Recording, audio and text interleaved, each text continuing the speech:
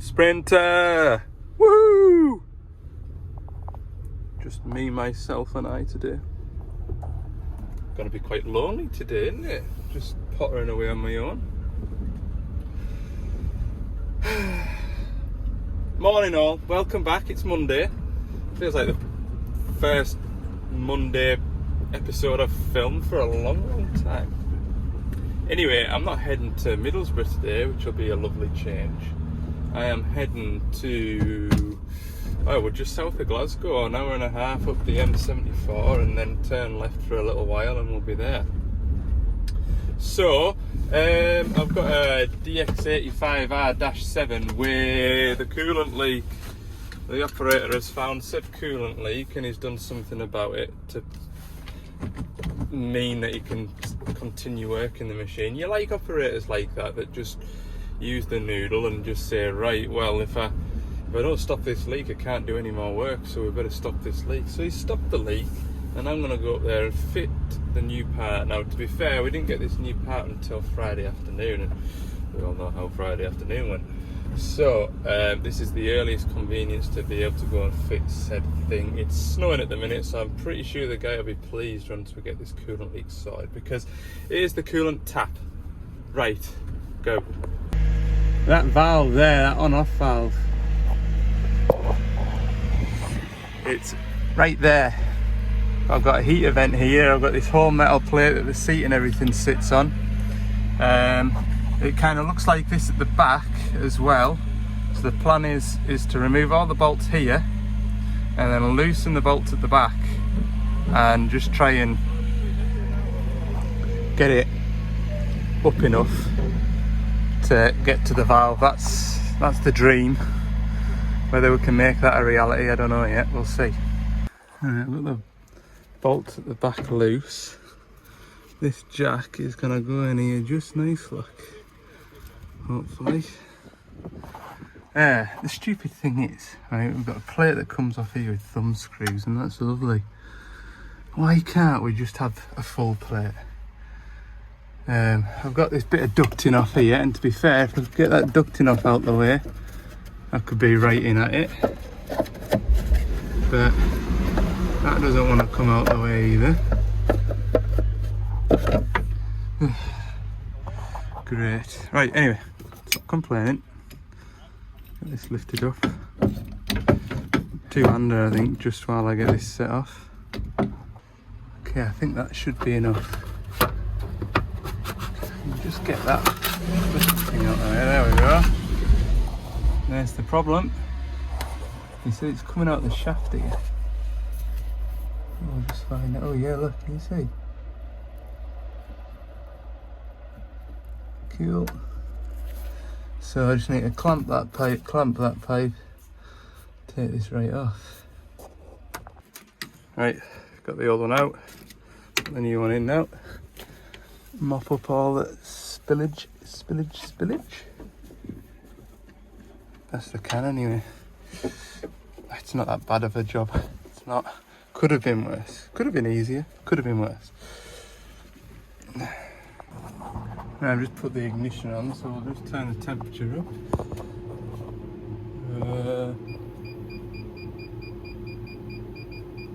Make sure that works. Lovely. We'll leave the temperature on, I think. Make sure it goes either way.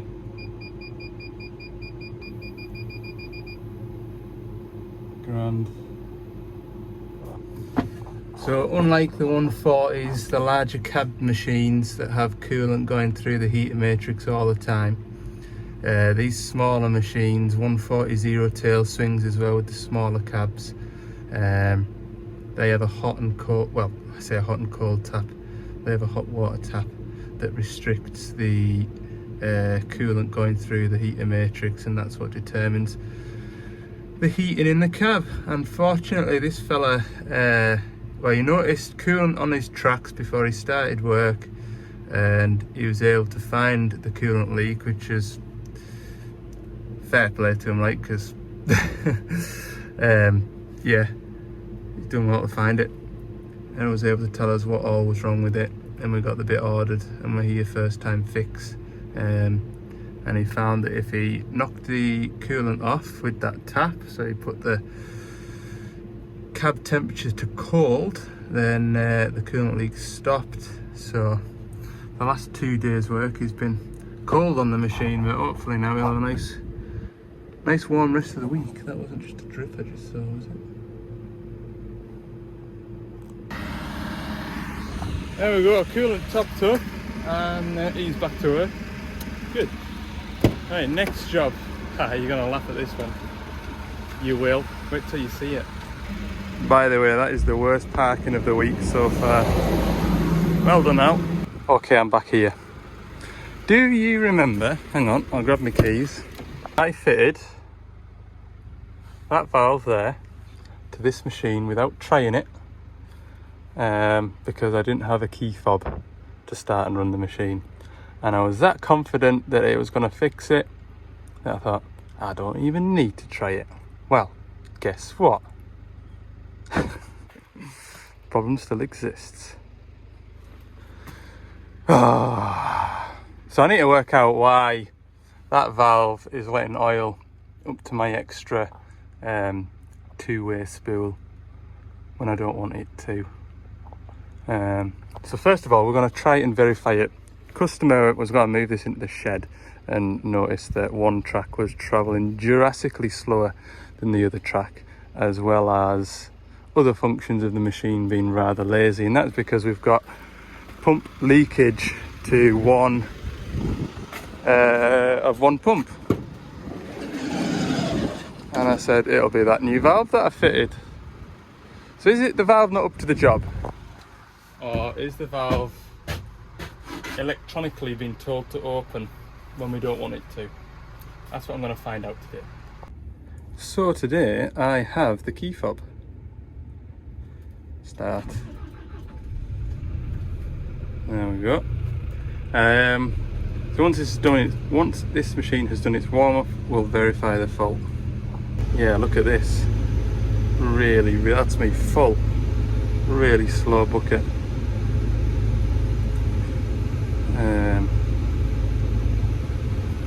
So that ain't right.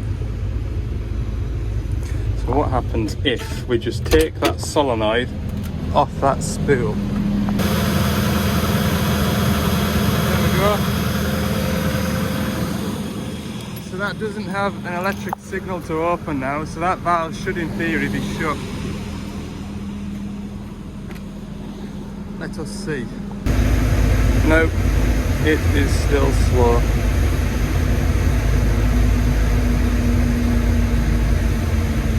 Evidently that valve is not up to much, is it? We'll have to look at a different manufacturer of the valve, I think. So for the time being, we'll just delete that valve again, so this machine can go and do a day's work.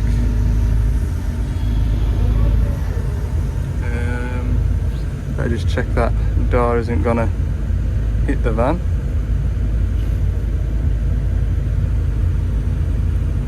No.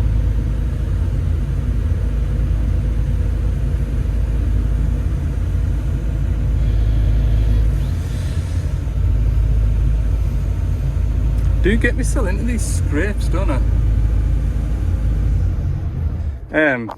So the purpose of that valve is to work a tree saw grab. Doesn't use it all the time, doesn't need it for the job that it's going to. It'd be nice if the machine was ready to plug on and go, but for whatever reason that valve that's meant to be normally closed is allowing oil into this pipe here and essentially away back to the tank. It's a bit annoying, like, it's a bit annoying, it is. Yes. There we go, that's that valve fully disconnected. You want to know what that valve does? I'll quickly show you. So that pipe there provides a pump feed to that valve there. That valve there has two pipes going up the boom, and that is to work an open and close function on a log grab, because we need a 2-pump flow to work a chainsaw. And it was easier, believe it or not, to add a to add a two-way valve on this model because we couldn't add an extra valve slice to this valve chest. So that's what it's doing, that's the job, that's all it does. The only problem is the valve that I used was a Doosan valve, an off-the-shelf valve off a rotate kit. The reason I use that valve is because if anything goes wrong with that valve, I can get parts for it dead easy. And I know it works, and I know how it works, and I know what it does. The problem with that valve is it's open center. So if we just put that pipe in there, straight through it, that pipe feeds that valve, the oil's got nowhere to go, so it just dumps itself back to the tank. Which is why that electric valve there seems to be leaking oil from the pump and dumping a pump flow all the way to the tank. When we need that valve, it's only momentarily, it's only to grab something or open something. So yes, if you do another function while you're grabbing, the response of the machine will be slightly slower, but it was the easiest, most cost-effective thing to do to get all the boxes ticked for what this fellow was wanting to do. And like I say, it's not all the time. He's got a Dash 5 machine which is better equipped to work the grab. It's just, if we need to, it'd be handy if we could have this machine available to do the same job if we needed to. So the original valve that we had fitted to this machine did the job perfectly, and basically when we rock the thumb wheel, there's pressure sensors on the pilot lines. So when we rock the thumb wheel, those pressure sensors give, essentially via a relay, this coil a 24 volt feed to open. So when we rock the thumb wheel, the machine knows to open this valve and let the valve up there have oil to open and close the grab. The original valve did its job fine, did its job perfectly. The only problem was the valve was only rated to 220 bar. And technically you could get 340 peak pressure, and so it started leaking out of the spool. So it says, right, we'll put a heavier valve on it. I had time then to get a heavier valve ordered and fitted, and we did that, which was looked exactly like that.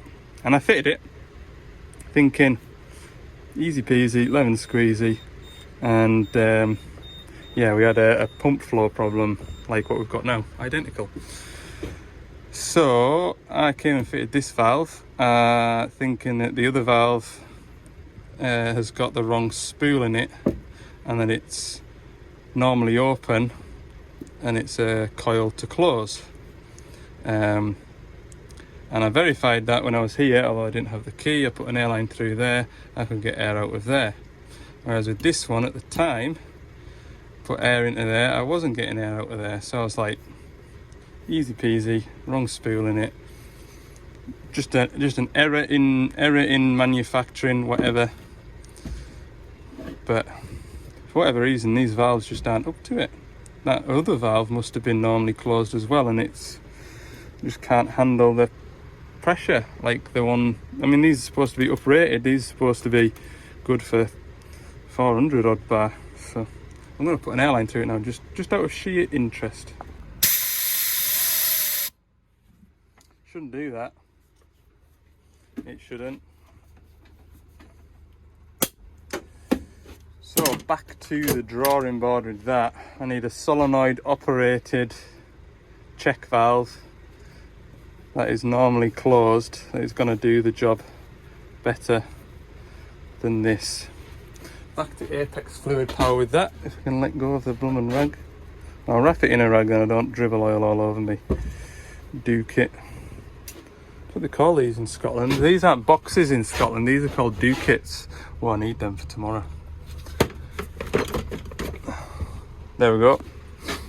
So we'll shut the door on that, park the machine up, and my pasta bolognese that I made for tea last night should be cooked. Just thought as I travelled to the next job, you'd all appreciate the view out of my office today. Oh. Marvellous, isn't it? Yes, it is, Al. It is marvellous. It's cold out there, like, don't get me wrong. but it's nice to look at from inside the warm van. And job number 3. Flipping heck, that's a scary looking thing, isn't it? Wouldn't want to get your finger in there. No. Right, you'll remember this job from probably a fortnight ago now. We've got a rumble from a bearing. The belt was the belt was a bit cracked and manky looking, and also I've got a new belt, I've got a new tensioner and a new idler bearing. I'm going to do the idler bearing first, I think. Put a new belt on and an idler, start and run it, and then see how it sounds, because I wasn't just convinced that there was out wrong with the tensioner. Quite often it can be the tensioner or the actual fan pulley bearing, but there's nothing on the fan pulley bearing. Oh, it's bitter. It is bitter. Bit of snow on the ground. That van was lovely and clean this morning. Yeah, I picked it up on Saturday morning and got it back. There's still a couple of bits to do to it. Apparently it's had some sort of shaft in the diff as well sorted out. That explained the rumbling noise, apparently. I am going to put a boiler suit on, not because I'm going to get clarty, just because it's freezing out there. Right, that a bit better, or that? There you go, look. Magnetic mount, isn't it fantastic? So, 1/2 inch bar down here.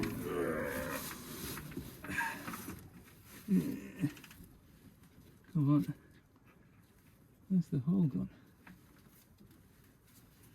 There we go. About there, and then push. That tension's got a hell of a good tension on it. Put that in there like that. Get the tension off. Get me 1/2 inch bar back. Oh, I'll need to disconnect the fan. I didn't think about that.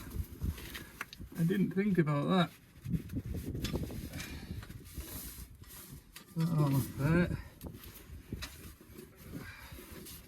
That off there.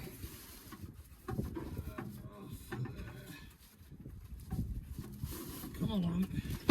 Come along, belt. Out you come.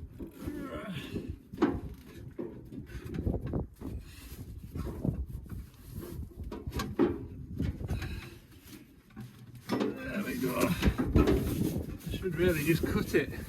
You can see, I don't know how well you can see.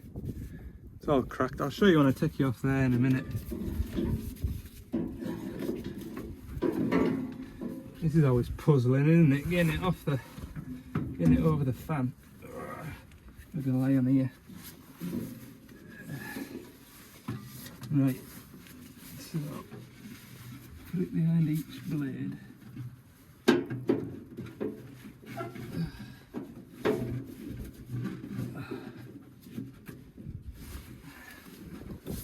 I just cut it off. Yeah, I'll go and get a knife, I'll cut it, and I'll feed the new one on. I'm going to do that. What is the point of fighting on? Right.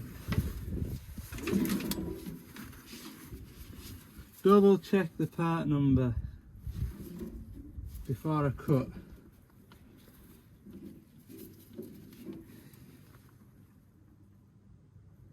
X70 7OC1.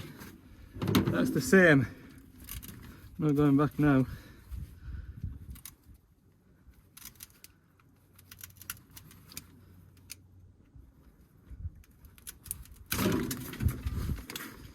Right, move that out of the way. Disconnect the fan plug. I do need to do that, don't I? Do I? Yeah, I do. Come on. That one.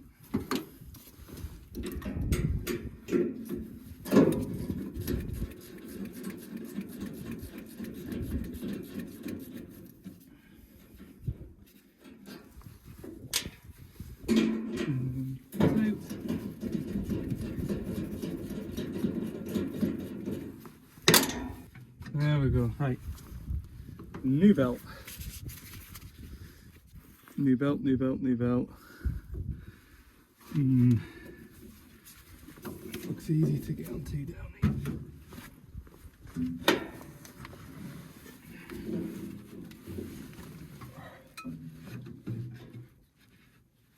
There you go.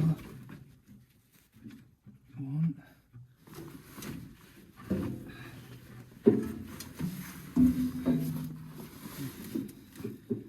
Feed it round to the next. Right. Here's the new one, look. Show you there.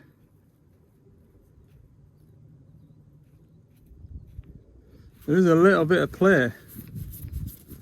That one down there has got a little bit more, I think.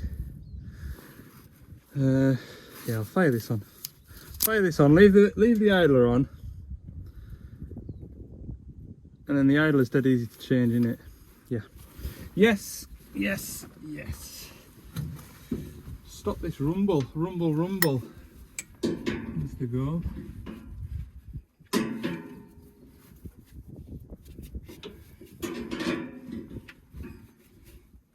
Thankfully Perkins used the same size bolts to hold both of them on. Single bolt holds the whole thing. Really, really long thread. Like 20 mil of thread. Right, pull that out of there. There's the old one.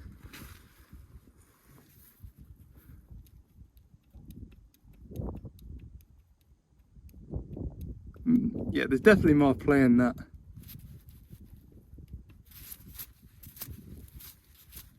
I don't know.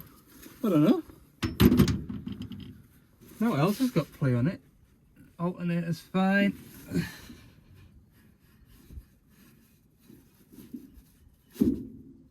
Aircon pump's fine. That's all there is. Alternator, aircon pump, idler, and fan.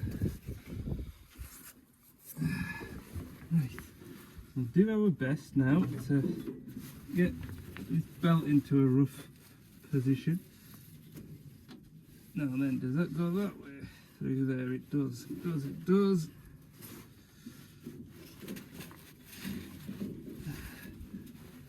No, does it? I can't remember already. Oh, you should always draw a picture of how the belt goes on. Oh, aye. Yeah. Yeah. Come up there and down there and round there. You don't know what the hell I'm talking about.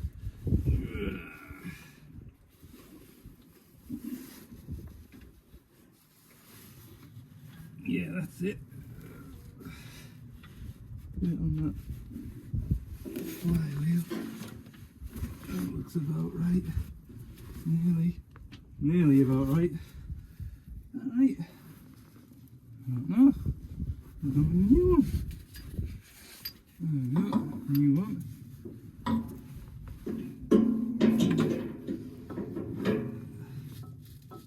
Right in there like that.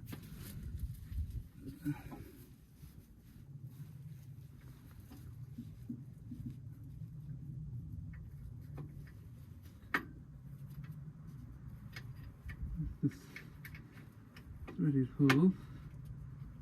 The threaded hole, not the dreaded hole.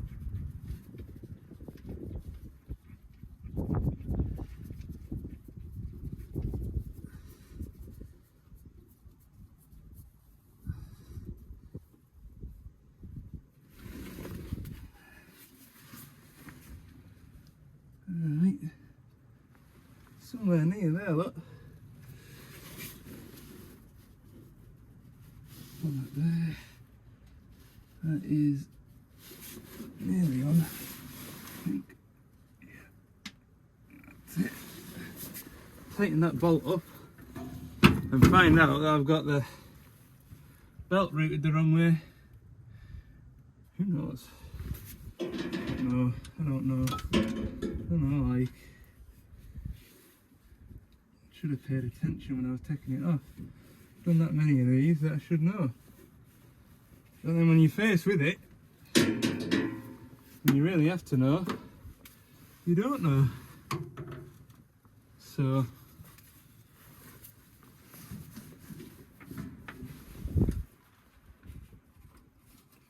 let's see. Ugh.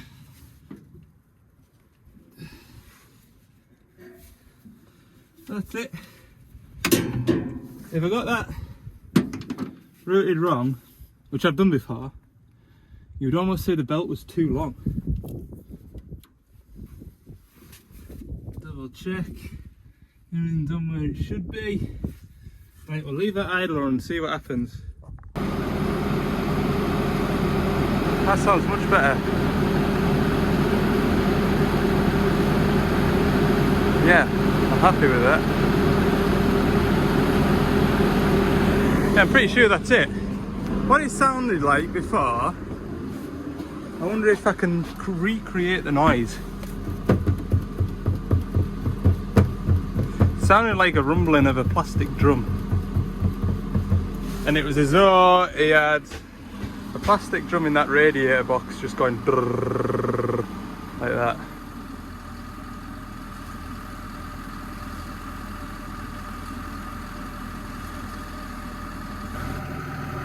You know, now it's warmed up, I'm not convinced.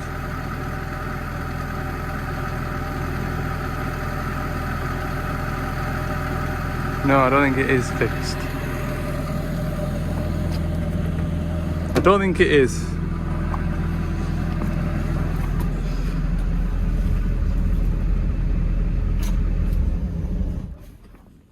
Yeah, I don't think it is. Not to matter. Do that idler, and then if we need to, we'll put the tensioner back on. I don't mind, like. It's only one bolt to change. Now I've got this one off.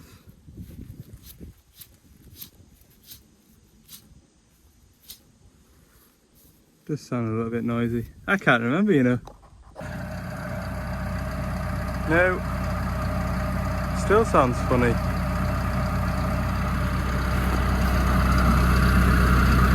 The closer you get to it, the less you can hear it. I could hear it more when I was over in the van.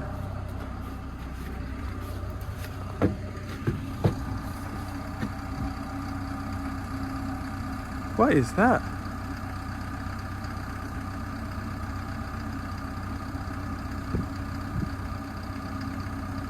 I don't know. What do we do now? I don't know. I just don't know what to make of this. I really don't. What I found is when you stood at the radiator there, you hear it the most, especially at a high idle. And you hear, like I say, you hear it more at that side of the machine rather than even on top of here or from the other side. So it's got to be this side, the noises. What I wondered was whether it was like an air restriction, as stupid as it sounds, an air restriction of airflow through the radiator packs. So I've taken the covers off over there, cleaned them out, cleaned all the radiator fan fins out down here. That didn't make any odds. And then I unplugged the viscous fan. So this fan is running at an idling speed normally, and then as the machine warms up, the fan RPM increases to increase cooling, and then when it's not needed, it sort of revs back down to an idling speed. And I disconnected the fan, and I found that the fan speed should go to max RPM. It should go to max cooling, and that's like a safety default in it, so you don't boil your engine if you blow a fuse to it or that wire snaps or something stupid. And I found the fan speed actually started to undulate like that. It was kind of like revving up and down, which I thought was odd. So I am wondering whether there's something inside the viscous fan that's making this noise. But there's no. play in it.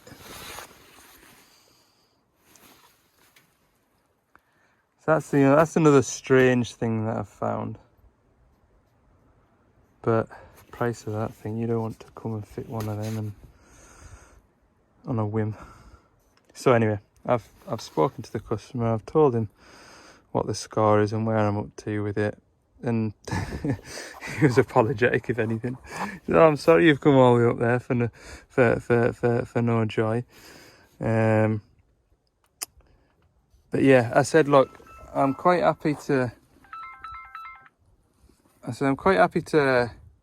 put everything back on. You know, that tensioner bearing has got a bit more slop in than the new one, but I don't think this idler one needs to be fitted to the machine, so I've swapped that back out. He's happy enough to have the new tensioner on, which again, 30-second job to replace that, but he says, oh, if you think it's probably going to need it, just leave it on. I've left him the old one in the cab so he can see what it was like. But yeah, the machine isn't ailing anything. We were just trying to do some preventative maintenance by sorting out a noise that didn't seem right, but he said it is cell like. We'll just have to let it develop and see what happens. I can't see it being the water pump. I mean, the machine hasn't done loads of hours. It's just over 6,000 hours. And I've known higher hour machines without this noise. Just strange. So yeah, caused myself a bit of a headache now, haven't I? But at least I was up in the area. I haven't made a special visit to come out and, you know, like he says, well, at least I've got a new fan belt on it, because that old one was a bit manky. Yeah. Right, I'm going to put you down now, take that tensioner stopper out. Okay, time to head home. It's bang on 4 o'clock. Yeah, could have done with that being nipped in the bud, but we'll just, like he says, let it develop. There's no drama. No drama. Hey, look, is this a good idea going this way? There's 2 ways to this machine, and he says I can just drive out rather than turning around. Yeah, we'll be fine. The new tyres aren't even spinning. Anyway, in the next video you can look forward to me removing a broken bolt in a counterweight. If you've got any tips and oh, mind you, by the time this video goes live, tomorrow I'll be finished with. I was going to say, if you've got any tips and suggestions, write them in the comments. In fact, write them in the comments anyway, because this time tomorrow I might not have even got the broken bolt out. That is the truth. Might not even have had it extracted. Yeah, the customer's fetching the machine to the yard tomorrow, so that'll make life a lot easier, hopefully. And that is the main and only, yeah, that's the only objective tomorrow. Get that broken bolt out. So look forward to that. See you in the next one. Bye for now.